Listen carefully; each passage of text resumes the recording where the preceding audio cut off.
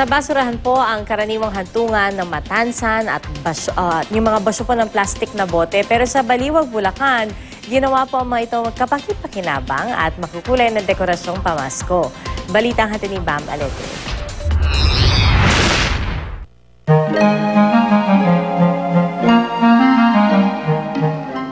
Kung babalik sa atin ang basurang itinapon natin, mabuti pa't panginabangan na lang ito at gawing kaaya-aya sa mata. Reuse, reduce, recycle. Ito ang naging proyekto ngayong Pasko ng Baliwag, Bulacan. Lahat ng nakikita ninyong Christmas tree, gawa sa basura at iba pang materyales na ni-recycle.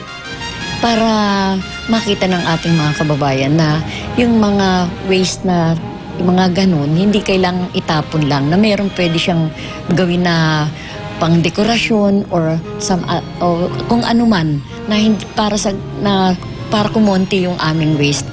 Nagpasiklaban ang 10 paaralan sa Baliwag sa pagandahan ng Christmas tree. May isang gawa sa mga lumang plastic bottle.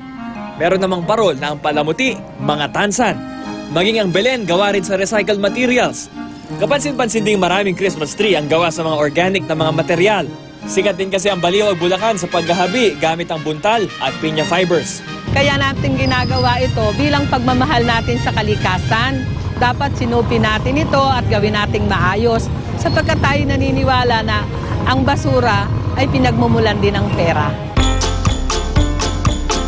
Nagsisilbing palamuti ang mga Christmas tree na gawa sa basura para sa 12 Days of Christmas, isang programa ng lokal na pamahalaan na kinatatampukan ng mga pagtatanghal ng mga taga-Baliwag.